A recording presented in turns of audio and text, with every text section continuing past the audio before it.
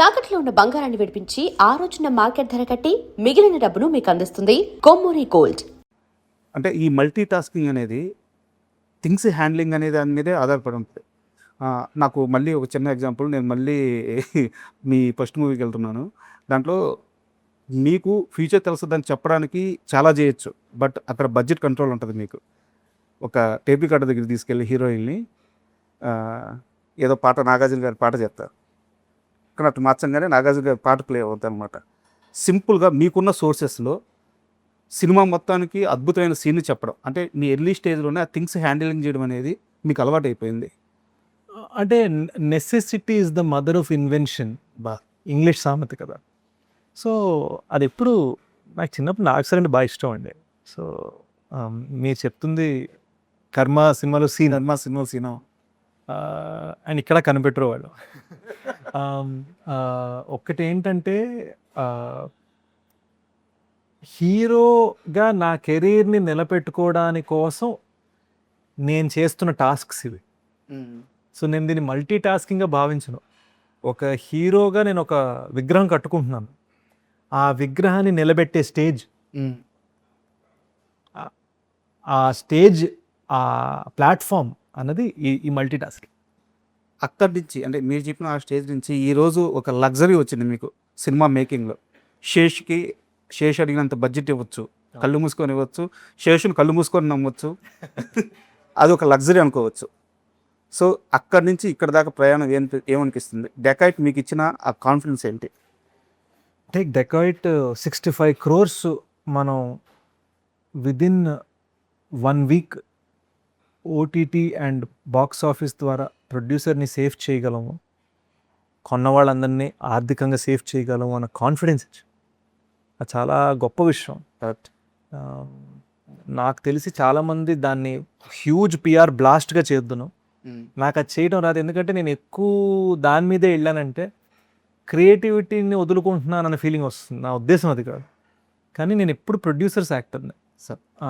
ఎందుకంటే నేను నా ఫస్ట్ 2 films నేను ప్రొడ్యూస్ చేసుకొని మార్నింగ్ షో నుంచి మ్యాట్నీ షో లోపల అయ్యేలోపు నా సినిమాని తీసేయడం జరిగింది. సో పోస్టర్ ఖర్చులు కూడా రాకపోవడం అంటే ఏంటో నాకు తెలుసు. So I'm a producer first నా మైండ్లో, వీటన్నిటికీ నా ముందు. సో ప్రొడ్యూసర్ని సేఫ్ చేయటం నాకు ఎంత ముఖ్యం అనేది ఒక బ్యూటిఫుల్ కాన్ఫిడెన్స్ ఇచ్చింది sir. At the same time నా సినిమా వరకు ఎన్ని రోజులు తీసాము అనే దానికన్నా పర్ డే కాస్ట్ ఎంత అనేది నేను చాలా జాగ్రత్తగా చూసుకుంటాం సార్. సో 149 days సినిమా చేసిన, యూజువల్గా మిడ్ బడ్జెట్ సినిమా అంటే 25 లక్షలు 30 లక్షలు పర్ డే అయిపోతుంది. మంది 10-12. Last 2 more questions sir. యాక్చువల్గా క్లాస్ టాపర్ ఉంటాడు, ఆడికి ఎప్పుడు 95-97 మార్క్స్ వస్తూ ఉంటాయి. ఆడికి ఎప్పుడైనా 90 కంటే కొంచెం తక్కువ వస్తే పట్టుకోవాలని క్లాస్ మొత్తం వెయిట్ చేస్తూ ఉంటుంది. ఇండస్ట్రీలో శేష్ని అలా పట్టుకోవాలని డెకాయిట్ రిలీజ్ అయినా Day 1 ట్రై చేశాడు, బట్ Day 2కి మొత్తం మారిపోయింది. శేష్ మళ్ళీ దొరకలేదు, బట్ Day 1 గట్టిగా ట్రై చేశారు. శేష్కి ఇండస్ట్రీలో శత్రువులు ఉన్నారా? Not at all. I don't believe that. I don't think it's that అండి. నేను వేరే ఇందాక ఒక ఇంటర్వ్యూలో అన్నాను ఏంటంటే, నాకు ఒక్కొక్క సినిమా మీద ఒక్కొక్క ఎక్స్పీరియన్స్ జరిగింది. ఎవరు సినిమా చేసినప్పుడు ఇండస్ట్రీ ఇచ్చిన రివ్యూస్ నాకు పబ్లిక్ నుంచి రాలా. రీమేకే కదా, మొన్నే హిందీ బద్లా వచ్చింది కదా, రీమేకే మొత్తం అంతా హోటల్ రూమ్లో కొట్టేసేట కదా, ఇలా అన్నారు. గూఢచారి అంత లేదులే, అంత అందులో యాక్షన్ కూడా లేదు కదా, ఇలా తీసి పడేసేవారు సినిమాని. ఇప్పుడు ట్విట్టర్లో ఆ క్లైమాక్స్ వైరల్ అయ్యి మళ్ళీ లేచింది సినిమా. ఇప్పుడు అంటున్నారు ఎవరు సినిమా నుంచి నేను మీకు ఫ్యాన్ అండి, ఎవరు సినిమా నుంచి నాకు మీ సినిమాలు బాగా ఇష్టం అండి. రిలీజ్ అయిన 2 years దాకా ఎవరు సినిమా గురించి పుకారే లేదు పబ్లిక్ నుంచి సార్. ఇక్కడ ఇది ఒక ఎక్స్పీరియన్స్.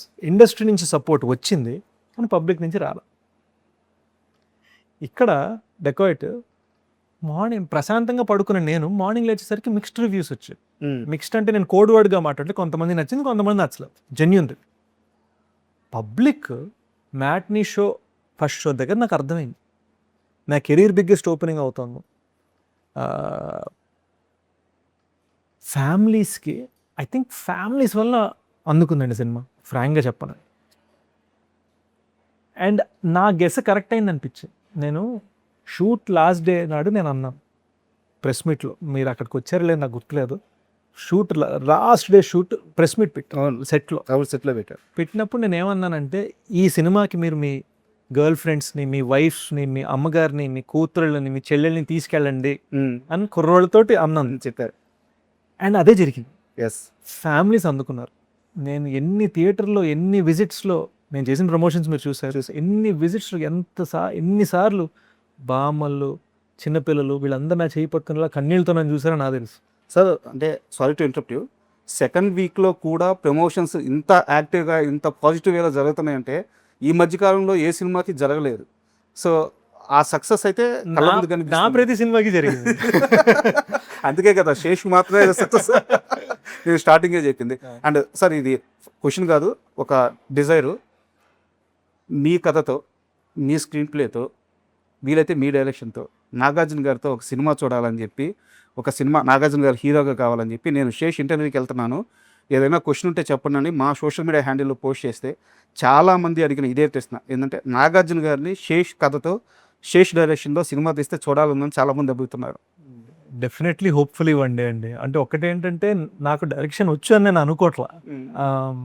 రైటింగ్ నేను చాలాసార్లు అంటాను, ఇది I'm decent actor, good writer, failed director అని అంటాను. అది ఒప్పుకోను సార్. నాకు ఎందుకంటే నేను ఇంటర్వ్యూ మొత్తం మీద ఎంతసేపు మాట్లాడినా కానీ నాకు మీ ఫస్ట్ మూవీ గురించే మాట్లాడుతూ వస్తున్నాను. ఎందుకంటే నాకు ఆ సినిమా అంత ఇష్టం. అవునండి, కర్మ సినిమాకి ఒక వర్గం ఉంది. ఎందుకంటే కర్మ రిలీజ్ అయిన 3-4 years దాకా ఆంధ్ర యూనివర్సిటీలోనో ఏదో వైజాగ్లో ఒక యూనివర్సిటీలో నెలకు ఒకసారి కర్మని చూడటానికి కలిసేవారు. ఆ సినిమాని చూడటానికి మాత్రం జస్ట్ వాళ్ళే, బయట ఎవరు మాట్లాడుకునేవారు కాదు వాళ్ళు. సో ఒక వర్గం ఉంది ఆ సినిమాకి fans. But ya, hopefully it comes true అండి. Sir thank you very much. ఎందుకంటే ఒక సక్సెస్ స్టోరీకి అలా కొనసాగుతూ ఉంటే అది ఆడియన్స్కి కానీ, ఇండస్ట్రీకి కానీ, మిమ్మల్ని నమ్మి మీతో ట్రావెల్ అయ్యే మనుషులకు కానీ, మిమ్మల్ని ఇష్టపడే ప్రేక్షకులకు కానీ అందరికీ అది ఒక కిక్ ఇస్తుంది. సో ఈ కిక్ ఇలాగే కొనసాగాలి. Thank you sir. సో గూఢాచారి 2 కోసం waiting sir. Thank you very much. Thank you.